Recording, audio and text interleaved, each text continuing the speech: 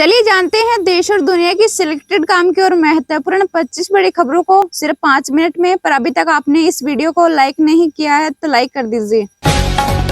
PM Modi बोले, लोग पूछते हैं इतनी मेहनत क्यों करते हो, कहा इसका एक ही जवाब है, जो सपना देखता है उसमें चैन है न आराम।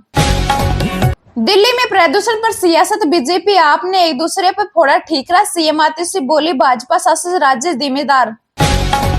24 अक्टूबर को ओडिशा के तट से टकराएगा साइक्लोन दाना, 120 किलोमीटर प्रति घंटे की रफ्तार से हवाएं चलेगी। वही एक दिन पहले शुरू हो जाएगी भारी बारिश।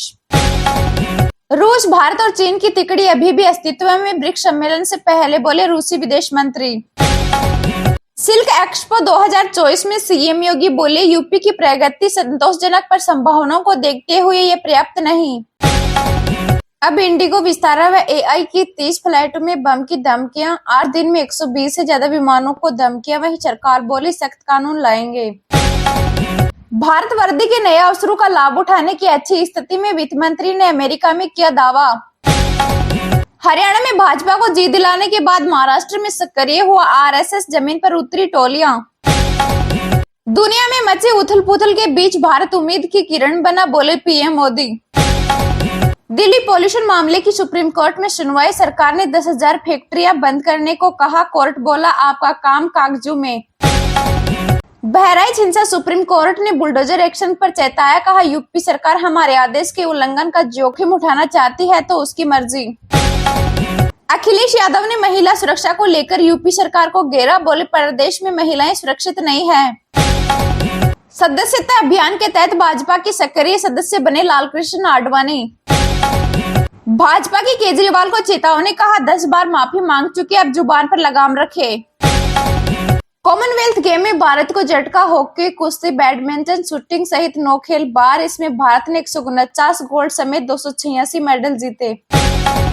जयशंकर बोले, भारत चीन पेट्रोलिंग के नए सिस्टम पर सहमत, सैनिक पीछे हटेंगे, अब गलवान जैसा टकराव टलेगा। कोलकाता केस, जूनियर डॉक्टर की भूख हड़ताल खत्म, सीएम ममता से मीटिंग के बाद फैसला। पीएम मित्र और पीएलआई योजना से कपड़ा क्षेत्र में क्रांति, इससे 95,000 करोड़ रुपए के निवेश की संभावना। ब्रिक्स सम्मेलन के लिए रूस के कजान पहुंचे पीएम मोदी, एयरपोर्ट पर हुआ भव्य स्वागत। भारत चीन पेट्रोलिंग समझौता, आर्मी चीफ बोले भरोसा जमने में वक्त लगेगा, सीमा पर गश्त इसका जरिया, कहा इसके बाद अगला स्टेप आएगा। आतंकी पन्नू की एयर इंडिया फ्लाइट में विस्फोट की धमकी, कहा 1984 के सिख दंगों का बदला लेंगे। एलएसी में गतिरोध खत्म होने की चीन ने भी की पुष्टि, पूर्वी लद्दाख में 2020 वाली स्थिति होगी बहाल। फारूक अब्दुल्ला बोले, कश्मीर कभी पाकिस्तान का हिस्सा नहीं बनेगा, पड़ोसी आतंकी हमले रोके तभी बातचीत होगी। संजय राउत बोले, एमवीए में 200 सीटों पर सहमति, कांग्रेस नेता ने कहा था कुछ सीटों पर उद्धव गुट से विवाद। सपा सांसद रामगोपाल यादव ने सीजेआई को आपत्तिजनक शब्द कहे, कहा अभी भी उन्हें मंदिर और बाबरी मस्जिद दिख रहा है। कश्मीर मैराथन में सीएम उमर 2 घंटे में 21 किलोमीटर दौड़े, कहा स्ट्रेस मिटाने के लिए नशे की जरूरत नहीं, दौड़ काफी है। वक्फ विधेयक पर जीपीसी की बैठक में बवाल, गुस्से में बोतल तोड़कर घायल हुए तृणमूल सांसद कल्याण बनर्जी। छात्रों का विदेश जाना बीमारी नहीं, उपराष्ट्रपति धनखड़ के बयान पर जयराम रमेश ने किया कटाक्ष। सीटों के पेज से ज्यादा गठबंधन में सियासत दांवपेच, इंडिया गठबंधन में सीट बंटवारे पर भाजपा का तंज। चुनाव से पहले पुणे पुलिस ने पकड़ी नोटों से भरी गाड़ी, संजय राउत बोले यह सिंधे के लोगों के लिए पहली किस्त।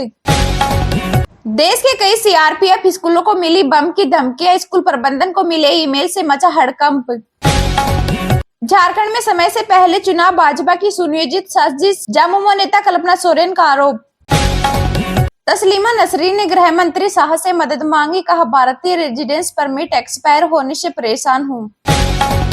पीएम मोदी के पास भारत के भविष्य के लिए स्पष्ट योजना, बोले ब्रिटेन के पूर्व पीएम कैमरन।